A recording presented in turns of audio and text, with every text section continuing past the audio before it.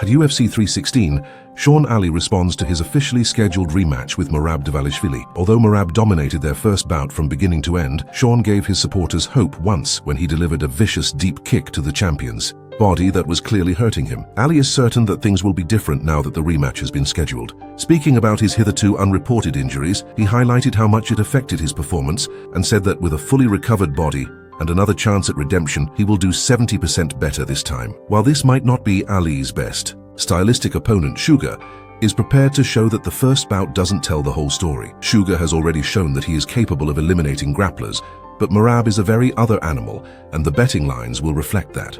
Ali has the opportunity to not only make up for his initial encounter with the champion, but also demonstrate how much he has changed throughout his protracted absence. He says there have been notable improvements. It remains to be seen if his hasty decision to enter a rematch would be successful or result in a catastrophic setback. For my groin, my labrum, and I was having serious groin pain. It was just it wasn't ideal. I was able to train, was able to tough through it, but obviously it's not ideal to go into a fight, especially against a fucking murderer. Well, not necessarily a murderer, but a stud like Merab, an absolute just machine. His nickname is the Machine for a reason. Thinking about how good I feel right now, I was like, oh, I don't want to jinx it. But dude, if I can just keep this pace up, how we've been able to train these last few weeks, all the way up into the fight, I'm going to be 70% better than I was in that first fight. I was very happy with how I was able to perform considering how I felt. It wasn't ideal, the outcome, I didn't win, but I also think I wasn't supposed to win. This rematch was supposed to happen. It's gonna make this win that much more crazy. I'll forever be grateful for Merab in that sense, that he beat me, made me become a better, not just fighter, better person, better human. Josh Thompson, a teammate and personal friend of Islam Makhachev, has revealed something shocking on his podcast. Thompson speculated that Makhachev may give up his lightweight championship and advance to welterweight, with Makhachev's team making it apparent they would prefer not to face him, and Ilia Turia adamant that he will earn the next title shot regardless of the winner. Islam's annoyance at being forced to compete against featherweights is only increasing and may eventually lead him to quit the division entirely. Now more than ever, a leap to 170 pounds looks possible. In addition, Thompson called Ilia's latest claim that the UFC had promised him a title fight a masterful move. Ilia admitted that the UFC typically fulfills its commitments, which fueled speculation that Islam's time at lightweight might be coming to an end. Islam may also advance because he is looking for new challenges and has already defeated the majority of the best competitors in his division. Even if Bal Muhammad has attempted to sidestep the conflict by claiming that Islam is his friend. First, I want to say it's a masterclass in what Ilia did here. Yes, fantastic. If you haven't figured this out or noticed, they've always kept their promises. They've always kept their promises or promise. I mean, that's put the ball in the UFC's court going, hey, you guys have made it public and you guys have always kept your promise. And that's painting them into a corner saying, shit, we need to deliver. And if they don't deliver, then they've broken their promise. That being said, though, John, he deserves he deserves whatever respect you can give him. He is a fantastic fighter. And Islam has come across and said it. Habib, I think, has even said it, as I recall. I know Javier has. He doesn't want to fight 45-pounders and then have the excuse being thrown back his way every single time. You fought 45-pounders. Yeah. I think I wouldn't be surprised, just to be honest, if he vacates and lets Arman Sarukian and Ilia Topuria fight. I wouldn't be surprised if Islam bounces and goes to 170. He just doesn't want to be with that stigma anymore. It's evident that Michael Bisping believes this fight makes a lot of sense, based on his thoughts on the impending bout between Ian Gary and Carlos Pettis. Despite not being totally dominated in the bout, Ian Gary, who just suffered a difficult decision loss to Shavkat Rakhmonov, shown that he still has potential to develop. Nevertheless, Gary isn't afraid to take on difficult tasks, thus this altercation with Carlos makes sense.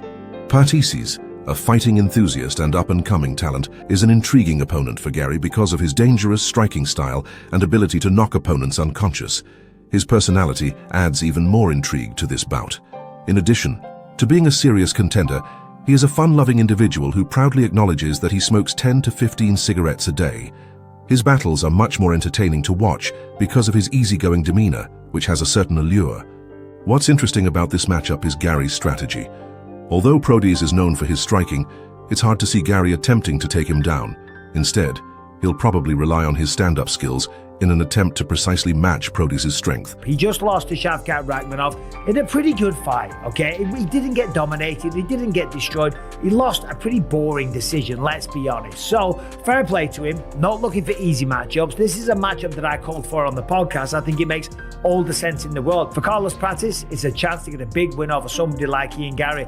And for Ian Machado Gary, he gets to step in now with a hot prospect right now, someone that's knocking everybody out, someone that's a lot of fun, someone that likes to party, someone that doesn't give a shit what people think, because he's very open about the fact that he smokes about 10 to 15 cigarettes a day. Hey, this man is loving life and he loves competing inside the octagon. And fair play to Ian Gary for stepping up to the plate. My world. I love to fight. There's nothing more I love in this world than fighting. This is not an easy matchup. And Ian Gary, what is he going to do? I don't think he's going to go out there and look to take down Carlos Pratis. Yes, of course, it's mixed martial arts. But Carlos Pratis training with the Fighting Nerds, these guys are ready for everything. Fighting Nerds right now, they're one of the hottest teams, I'm telling you. As part of a groundbreaking collaboration between the UFC and Meta, Dana White is poised to transform the sport with a new AI-powered fighter ranking system that will launch later this year. Dana White recently revealed that the UFC will sign a multi-year agreement with Meta, the tech behemoth owned by Mark Zuckerberg, as its official fan technology partner. The goal of this partnership is to revolutionize how fans view the sport and bring previously unheard of openness to UFC matchmaking. Matchmaking, fighter salary talks, and title opportunities may all be impacted by the objective metrics for fighter positioning that the AI-driven ranking system will offer. Based on facts rather than personal views, fighters who feel underappreciated, despite their impressive performances, may finally get the credit they merit. Additionally, the method will help fans better understand the UFC's decision-making process by providing explicit justifications for why some fighters are given the opportunity to compete for titles. In order to bring fans closer to the action than ever before, the UFC also intends to use Meta's AI-powered glasses to record exclusive content. With this collaboration creating new opportunities for the sport, Dana White assured UFC fans that the coming years would be revolutionary. It's unclear if this technical collaboration will truly improve the fan experience, but one thing is for sure: Dana White's dream of a rating system devoid of human prejudice. What's up, everybody? UFC and Meta just signed a massive long-term partnership. Meta will now become UFC's first ever official fan technology partner. This is great news for UFC fans. Why? Because this means that Meta will use all of their badass apps and technology like Instagram, Facebook, Threads, WhatsApp, and Meta AI to create amazing content and experiences for UFC fans.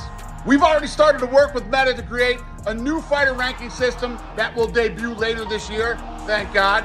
We'll also be using Meta's AI-powered glasses to capture UFC content, and we're gonna do things with Meta that will blow UFC fans away. The next few years will be an absolute game changer for fans of this sport. Stay tuned, everybody.